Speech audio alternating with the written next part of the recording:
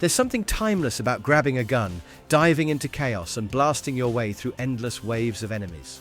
Run-and-gun classics may have been born in the arcades and consoles of the 80s and 90s, but their adrenaline-fueled action still feels just as good today. In fact, I'd argue they've aged better than a lot of modern shooters because they're pure gameplay at heart. No filler, no fluff. So, if you're looking to fire up some old-school mayhem in 2025, we've got you covered with this GOAT list of 10 run-and-gun essentials.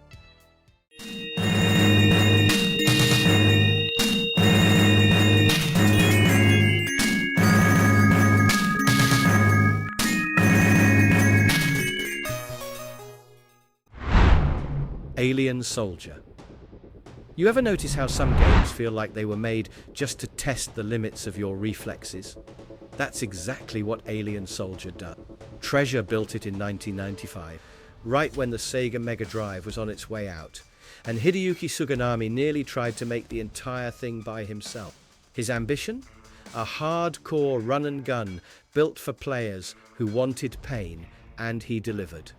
The story? Buckle in. You're playing as Epsilon Eagle, a genetically engineered warrior split between good and evil personalities. After barely surviving an assassination attempt, he's hunting down Xi Tiger, a brutal terrorist who murdered his host's friend.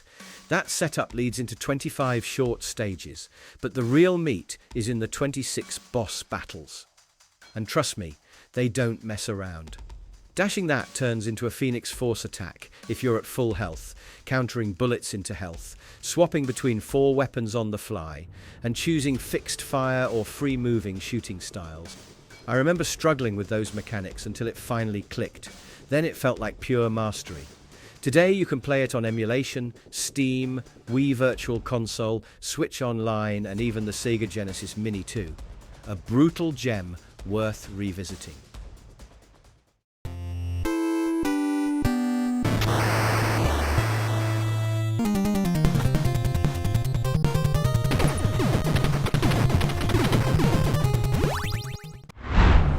Contra.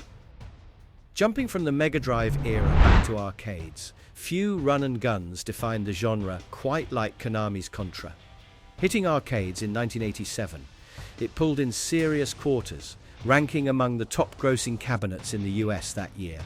The home versions came soon after, with the NES release in 1988 cementing its legacy, though in Europe it was rebranded as Grisor or Probotector, depending on the system.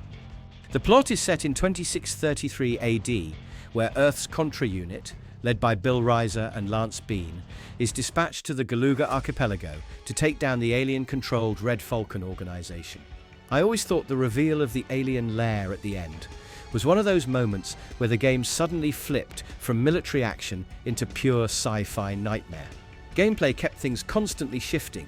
Side-scrolling jungle runs, base assaults with a pseudo-3D perspective, vertical climbs up waterfalls, and intense fixed-screen boss fights.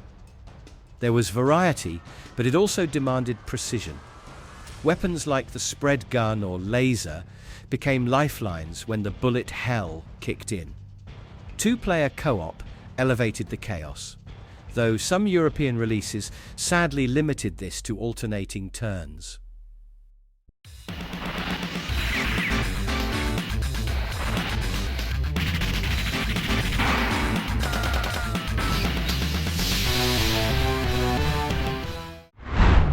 Shock Troopers. Now, if you thought two-player Contra Chaos was wild, imagine switching between 3 soldiers mid-mission. That's what Shock Troopers brought to the arcade scene in 1997, courtesy of developer Saurus and publisher SNK, running on the Neo Geo MVS. It gave us the kind of 8-way shooting mayhem that still feels sharp today. The setup is classic 90s action flick. The Bloody Scorpions terrorist group kidnaps scientist George Diamond and his granddaughter Cecilia, hoping to use a drug called Alpha 301 to create super soldiers. Naturally, it's up to an international squad of 8 commandos to shoot their way through jungles, mountains and valleys to rescue them. I've always loved that you could choose your route, giving each run a slightly different flavor. Gameplay came in two flavors too: Lonely Wolf, where you picked one hero and stuck with them, or Team Battle, letting you cycle between three characters on the fly. They all had different movement speeds, health values, and devastating special weapons. Strafing, dodging, and close-range takedowns kept the action fast but tactical, especially when bosses filled the screen with fire. Originally arcade only, it's since seen life on PS2, PSP, Wii Virtual Console, Steam, and even GOG. If you've never tried a run and gun before, this one's still an incredible entry point.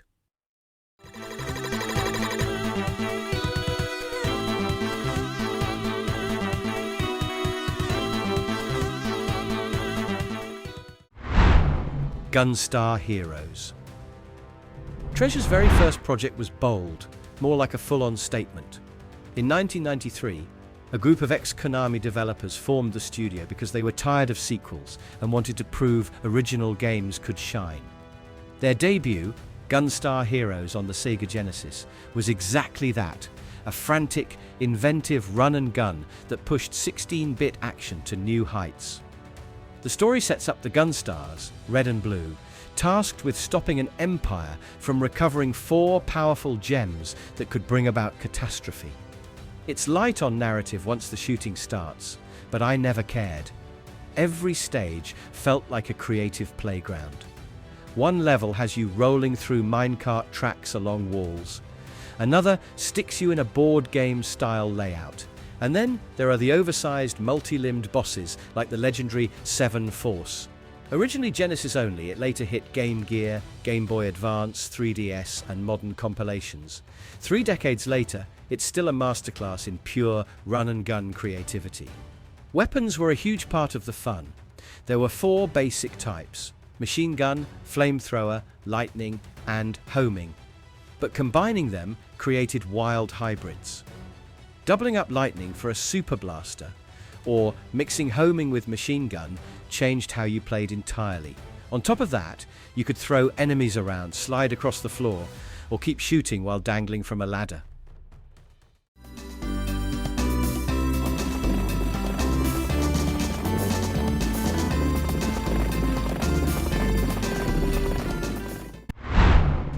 Sunset Riders. Few arcade shooters ever made bounty hunting this fun.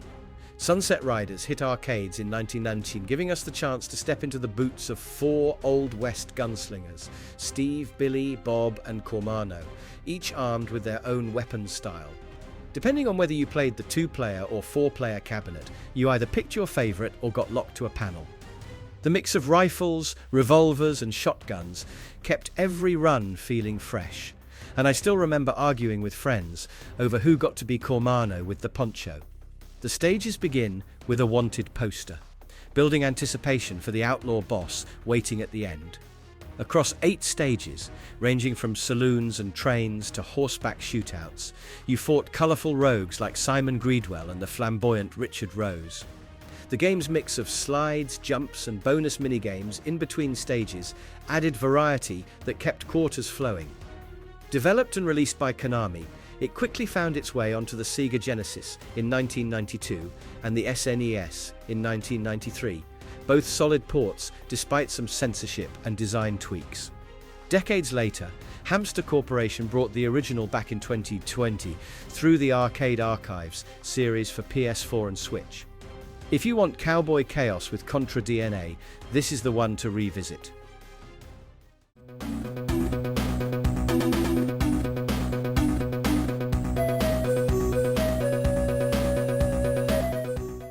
Midnight Resistance.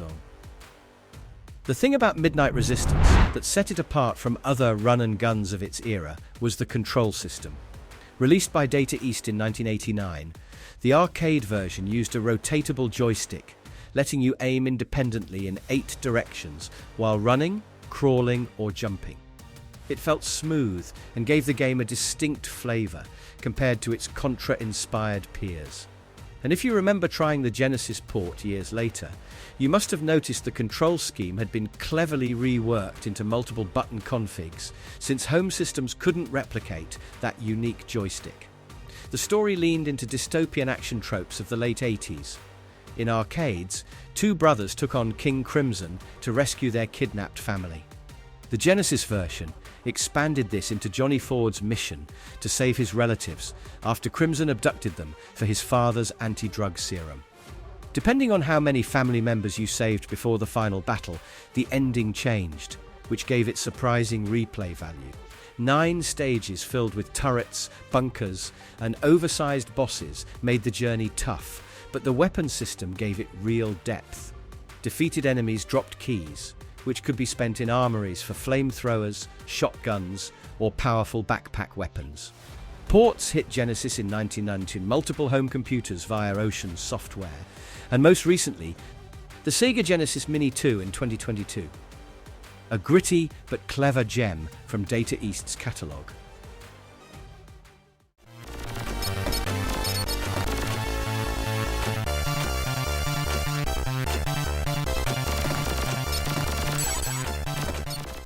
Turrican.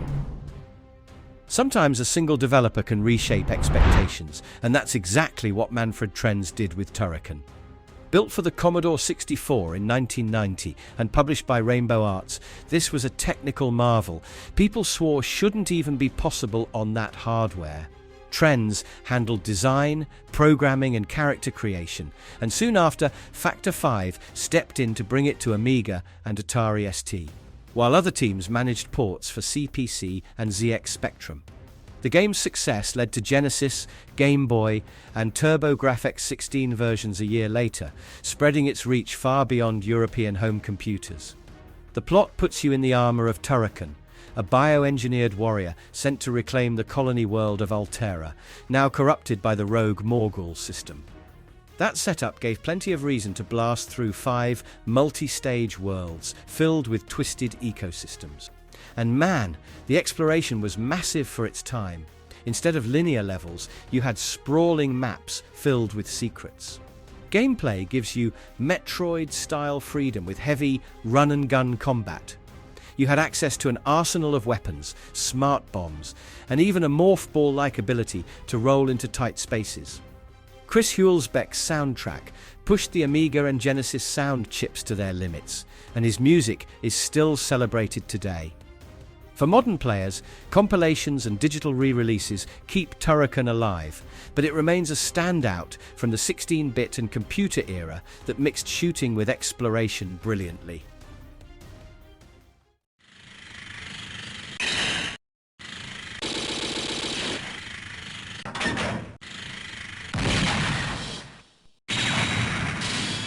Metal Slug! Metal Slug series. If Run and Gun had a sense of humor, it would look like Metal Slug. Starting in 1996 with Nazca Corporation before the team merged into SNK, the series stood out from the crowded arcade scene with its cartoonish animations, slapstick gags, and over-the-top chaos. Players were mowing down enemies, they were freeing POWs who tossed you weapons, watching bosses explode in ridiculous detail, and occasionally turning into zombies or mummies mid-mission. I always loved that balance between intensity and absurdity. The storyline followed the Peregrine Falcon Squad, Marco, Tama, Theo and Eri, battling General Morden's rebel army, but things escalated fast. Later games added aliens, Mars people, and all kinds of supernatural oddities, giving each sequel its own twist while keeping the roots firmly in explosive action. Gameplay was tight and satisfying.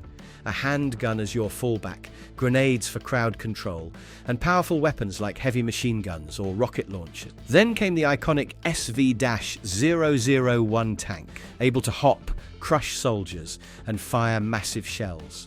The games typically spanned 6 stages, filled with branching paths and screen-filling bosses.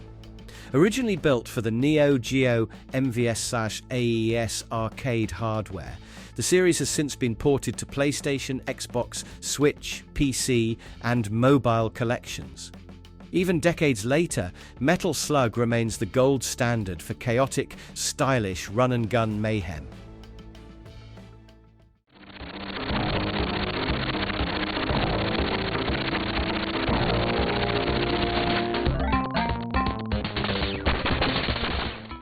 GunForce. Few run and guns gave you as many toys to mess with as GunForce. Dropping into arcades in 1991 from IREM, this side-scrolling blaster armed you not just with rapid-fire guns, but also let you hop on motorcycles, helicopters, and even cable cars to keep the chaos moving. That vehicle variety was a clear sign of where IREM's design team was headed. You can see shades of Metal Slug here, since several of the same developers later went on to create that series. The setup is straightforward. You parachute into enemy territory with one goal: eliminate the hostile forces threatening Mother Earth. While light on story, the game kept a steady pace with strict stage timers that punished hesitation. I remember playing the SNES version and realizing how much that timer added urgency, even if it cost me more lives than I'd like to admit. Gameplay let you lock your firing direction, raining bullets in any of 8 directions without needing to fuss with the joystick constantly. Power-ups and points kept things rolling, while boss fights anchored each level with classic arcade spectacle. After its arcade debut, Bit Studios handled the SNES version port in 1992, which IREM published worldwide. Reviews were mixed, but it remains a fascinating stepping stone to the over-the-top run-and-guns that followed.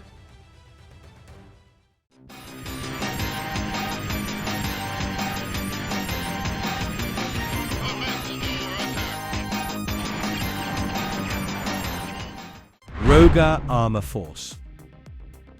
Before most run-and-guns even thought about giving players vehicles, Rohga Armor Force let you build the whole machine yourself. Released by Data East in 1991 arcades as Wolf Fang Kuga 2001 in Japan, this hybrid shooter put you in charge of customizable mechs. You could go for a nimble hovering frame, a heavy walking tank, or even mix and match armaments. Vulcan cannons, grenade launchers, cluster shots, and lasers all changed how each run felt. And if you've played this, I'm sure you remember being blown away the first time you realized you could also pick up allied soldiers with jetpacks who'd literally cover your blind spots while clinging to your mech. The plot carried over from Vapor Trail. In the year 2001, the terror group Ragnarok resurfaces, this time invading Australia and New Zealand to seize advanced mech technology. As a mech operator, you fight to liberate cities like Sydney while unlocking branching paths that lead to multiple endings. Though the Western release cut back story sequences and choice, cycling straight through the stages. Beyond its arcade debut, Xing Entertainment handled console ports for PlayStation in 1996 and Sega Saturn in 1997, adding features like Red Book audio and intros. Later, it resurfaced digitally on PSP, PS3 and PS Vita through PSN, finally reaching Western players again in 2014. And that's all for today's video. 10 run and gun legends that still pack a punch in 2025. Maybe they came from cramped arcades, 16-bit consoles, or wild computer ports. These games shaped the way we think about fast, explosive action. They're tough, stylish, and endlessly replayable. And best of all, most of them are easier to access now than ever before through modern ports and compilations. So load up, pick your favorite hero, and prepare for non-stop bullets, explosions, and boss fights that don't quit. Let me know which of these you're firing up first. I'll be right there with you.